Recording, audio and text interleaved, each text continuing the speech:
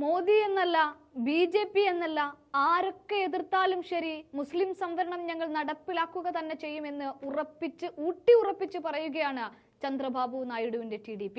ഈ വിഷയവുമായി ബന്ധപ്പെട്ട് തികഞ്ഞ അഭിപ്രായം പറഞ്ഞിരിക്കുന്നത് ചന്ദ്രബാബു നായിഡുവിന്റെ മകൻ നാരാ ലോകേഷ് തന്നെയാണ്.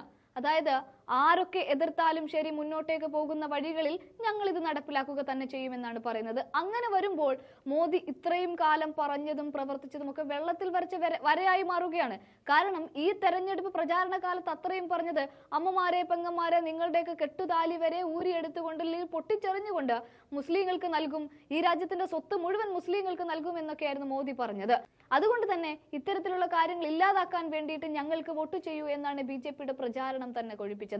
ഒന്നും രണ്ടും ഘട്ട തെരഞ്ഞെടുപ്പ് കഴിഞ്ഞതോടുകൂടി അതിന്റെ പോളിംഗ് വിവരങ്ങൾ പുറത്തു വന്നതോടുകൂടെ മോദി വീണ്ടും ആഞ്ഞടിക്കുകയായിരുന്നു മുസ്ലിങ്ങൾക്കെതിരെയും മുസ്ലിം സംവരണത്തിനെതിരെയും. എന്നാൽ അതിനെല്ലാം ശേഷമാണ് തെരഞ്ഞെടുപ്പ് ഫലം ജൂൺ 4-ന് പുറത്തു വരുന്നതും ഒറ്റയ്ക്ക് ഭൂരിപക്ഷം കിട്ടാത്തതിനാൽ തന്നെ ഇനി കൂടെയുള്ള ചന്ദ്രബാബു നായിഡുവിനെയും നിതീഷ് കുമാറിനെയൊക്കെ ഒപ്പം കൂട്ടിയേ ഭരിക്കാൻ പറ്റൂ എന്ന് മോദി തിരിച്ചറിയുന്നത്. അവിടെ എല്ലാം അടിയറ വെക്കേണ്ടി വരികയാണ് മോദിക്ക്. അത് മനസ്സിലാക്കിക്കൊണ്ടാണ് ചന്ദ്രബാബു നായിഡു സ്പീക്കർ കസേര അടക്കം ചോദിക്കുന്നതും 16 സീറ്റാണ് ഞങ്ങൾ തന്നിരിക്കുന്നത്, അതുകൊണ്ട് ഞങ്ങൾ ചോദിക്കുന്നത് തരികയും പറയുന്നത് അനുസരിക്കുകയും ചെയ്യണമെന്ന നിലപാടാണ് എടുത്തിരിക്കുന്നത്. അതുകൊണ്ടാണ് പറയുന്നത് BJP ഞങ്ങളുടെ സഖ്യകക്ഷിയൊക്കെ തന്നെയാണ്, അവർ ഞങ്ങളോടൊപ്പം ചേർന്ന് നിൽക്കണമെന്നാണ് പറയുന്നത്. അല്ലാതെ ഞങ്ങൾ അവരോടൊപ്പം ചേർന്ന് നിൽക്കുമെന്നല്ല.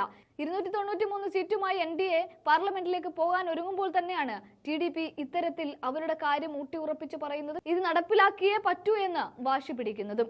അതിനവർ പറയുന്ന ഒരു കാരണം സംവരണം പ്രീണനത്തിനല്ല എന്നും സംസ്ഥാനത്ത് ഏറ്റവും കുറഞ്ഞ പ്രതിശീർഷ വരുമാനമുള്ള ന്യൂനപക്ഷമായതിനാൽ അത് സാമൂഹിക നീതിയാണ് എന്നുമാണ് 41-കാരനായ ലോകേഷ് വ്യക്തമാക്കുന്നത്. ന്യൂനപക്ഷങ്ങൾ ദുരിതം അനുഭവിക്കുന്നു എന്നതും ഏറ്റവും കുറഞ്ഞ പ്രതിശീർഷ വരുമാനം അവർക്കാണ് എന്നതും ഒരു വസ്തുതയാണ്. ഒരു സർക്കാർ എന്ന നിലയിൽ അവരെ ദാരിദ്ര്യത്തിൽ നിന്ന് കരകയറ്റുക എന്നത് തന്റെ ഉത്തരവാദിത്തമാണ് എന്നുമാണ് നാരാ ലോകേഷ് പറയുന്നത്. നമ്മുടെ രാജ്യത്തെ ഒരു വികസിത രാഷ്ട്രമാക്കാൻ ആഗ്രഹിക്കുന്നുവെങ്കിൽ ഞങ്ങൾക്ക് ആരെയും പിന്നിലാക്കാനാവില്ലെന്നും എല്ലാവരെയും ഒരുമിച്ച് കൊണ്ടുപോവുക എന്നത് TDPയുടെ ട്രേഡ് മാർക്കാണ് എന്നും ലോകേഷ് കൂട്ടിച്ചേർത്ത് വെക്കുമ്പോൾ മോദി മുസ്ലിം സംവരണത്തിനും സമ്മതം മൂളേണ്ടി വരികയാണ്.